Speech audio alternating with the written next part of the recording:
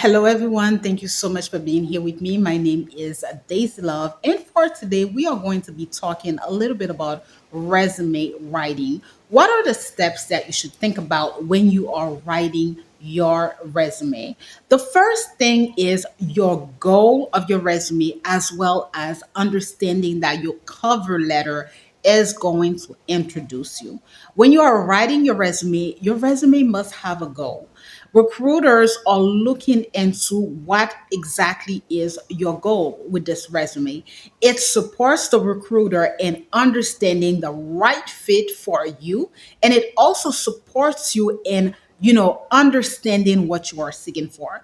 When your resume has a goal, let's say that you are applying for a position, you have an incredible resume and your resume has a goal. But when the recruiter is looking at that resume, they are looking at the resume, and maybe the position that you are applying for, it doesn't fit. But if there is a right fit within this particular company, you'd be surprised at seeing that they are actually going to give you a shot. Maybe not for this position, but maybe they are going to forward another position.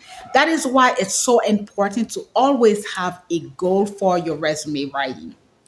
Also, with the resume, a lot of the time companies are going to ask you to provide a cover letter.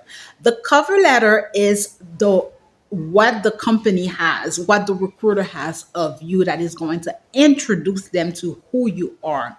So make sure that as you are writing your cover letter, you are not embellishing it.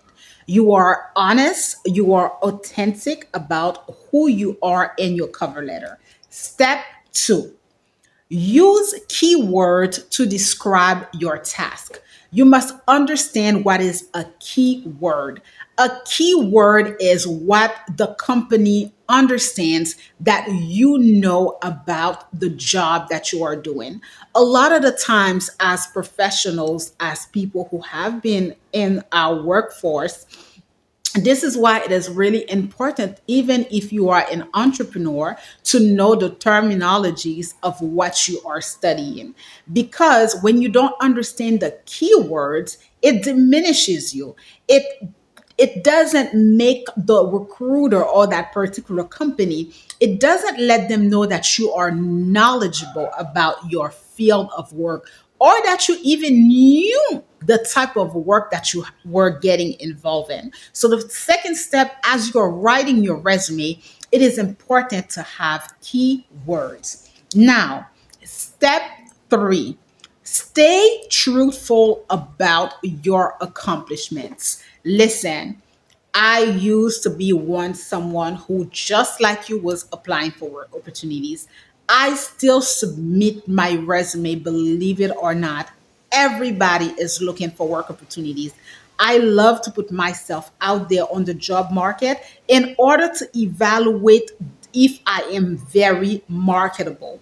But one thing that you have to be careful when you are doing this is you do not embellish your resume.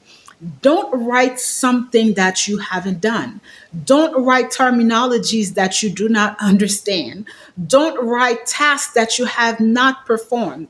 When you do this, you are misleading the recruiter. So when you are actually getting employed, they're looking at your resume and they're thinking to themselves that this is a perfect candidate. We don't even need to provide an extensive amount of training. However, because your resume was misleading, here you are, you entered the work, and they're just like throwing tasks at you, and you're like dumbfounded because you were not truthful, right? So be truthful.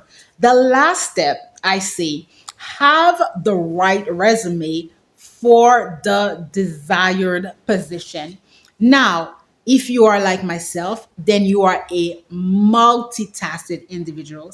I find that many people these days have many talents, and maybe you dabbled into many things. You have to be in the habit of writing maybe 2 to 3 resumes. Maybe you have different skill set. So you need to have the perfect resume for the right position. It is very important.